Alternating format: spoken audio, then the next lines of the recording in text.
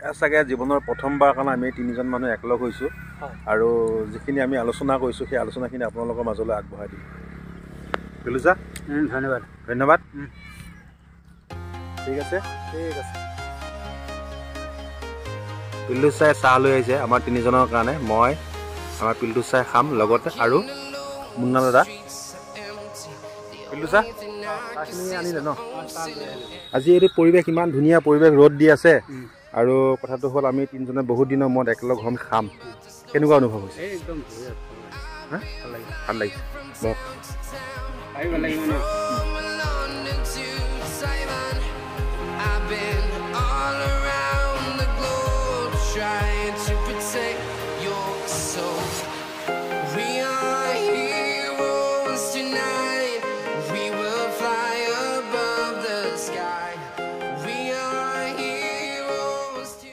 আসসালামু আলাইকুম ৰাইজ।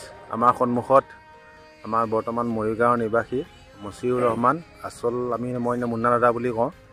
তেওঁ বহুত দিনৰ মূৰত বালিগাঁৱলৈ আহিছে। তেওঁ আগতে একচুৱেলি বালিগাঁও নিবাসীয়ে তেওঁ। আচ্ছা মুন্না দাদা, মোৰ সম্পৰ্কত দাদা হয়। বহুত দিনৰ মূৰত আপুনি বালিগাঁও আহিলে, কেনেকুৱা লাগিল আহি? আসসালামু আলাইকুম।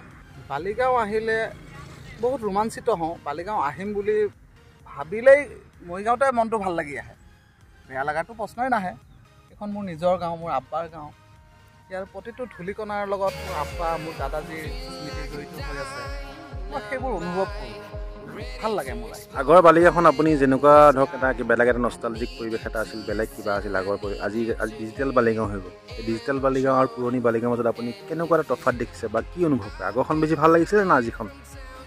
আগৰ বালিগাঁও বুলি ক'ব গ'লে মই বহুত আগৰ বালিগাঁওখন মই পোৱা নাছিলোঁ, কাৰণ মই বালিগাঁৱৰ লগত জড়িত হৈছিলোঁ 1996 পৰা, মানে মোৰ আব্বা অৱসৰ লোৱাৰ পিছৰ পৰা।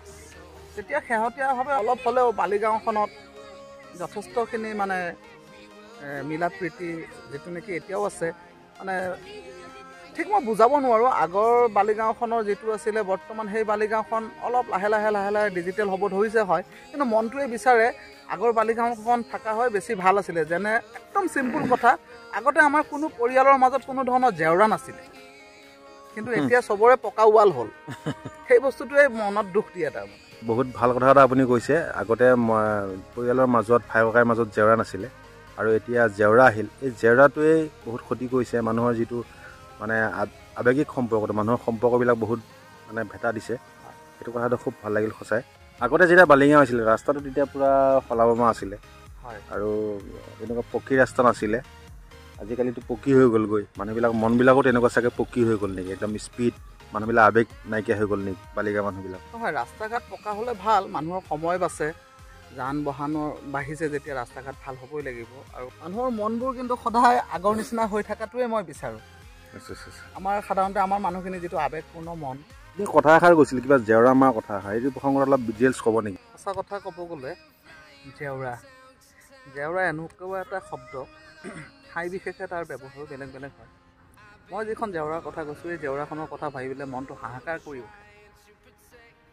আগতে আব্বাহঁতৰ লগত আহিলে আমি গাঁৱত দেখা পাওঁ, আমাৰ এটা ঘৰত সোমালে, মানে এটা পৰিয়ালত সোমালে, একদম সিটো পৰিয়াললৈকে মাজত কোনো জেওৰা নাছিলে। ভিতৰে ভিতৰে আমি আহিছিলোঁ, বা বেলেগৰ পৰিয়ালতো একেইখিনিয়েই দেখিছিলোঁ। আজি কিছুদিনৰ পৰা দেখিব পাইছোঁ চবৰে ঘৰত জেওৰা দূৰৰ কথা, পকী ৱাল। ভাই ককাৰ চোতালৰ মাজত পকী ৱাল। ল'ৰা ছোৱালীয়ে খেলিবৰ কাৰণে চোতালখনটো হেৰালেই, মানুহৰ মনবোৰো ঠেক হৈ গ'ল সেই পকী ৱালৰ গণ্ডিটোৰ নিচিনা। তেনেকুৱা এটা অনুভৱ হয়, বেয়া লাগে। এইবোৰ লাহে লাহে আমি আকৌ আগৰ নিচিনা হ'ব নোৱাৰোঁনে বাৰু চেষ্টা কৰিলে? এইটোও ক'ব বিচাৰিছে আপুনি আহি মোটামুটি বেয়া পোৱা নাই গাঁওখন? বেয়াটো পোৱাৰ প্ৰশ্নই ভাল লাগিছে, কিন্তু মানুহবিলাক অলপ পৰিৱৰ্তন দেখিছে আৰু জেওৰাবিলাক দেখি আপুনি অন্তৰখন কষ্ট এটা পাইছে। হয়, মোৰ জেওৰা মেইন। মোৰ মতে জেওৰা উঠি যাব লাগে, মানুহ আকৌ আগৰ নিচিনা হ'ব লাগে। জেওৰাবিলাকে যেনেকৈ নিজৰ বাউণ্ডেৰীটো সৰু কৰিছে, ঠিক মানুহবিলাকৰো সৰু কৰিছে। অন্তৰবোৰ অনুভৱ হৈছে, অন্তৰবোৰ ঠেক হৈছে চাগে, মই একজেক্টলি ক'ব নাযাওঁ হৈছে বুলি।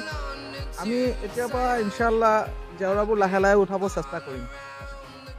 ঠিক আছে ইনশাআল্লাহ। মুন্না দা, আপোনাক লগ পাই বহুত ভাল লাগিল বহুত দিনৰ মূৰত, আৰু পিছত ইনশাআল্লাহ আহিব, আমি নিশ্চয় আকৌ কথা পাতিব চেষ্টা কৰিম। ভাল লাগিল, বহুত ভাল লাগিল, আৰু এইখিনি কথা আমি বালিগাঁৱৰ ৰাইজকো জনাম। আপোনাৰ অনুভৱখিনি সঁচাকৈ বহুত ভাল লাগিল। এইখিনি কথা চবেই যদি এটা পজিটিভ লাইনত লয় নিশ্চয় এটা ভাল হ'ব ঠিক আছে। আসসালামু আলাইকুম।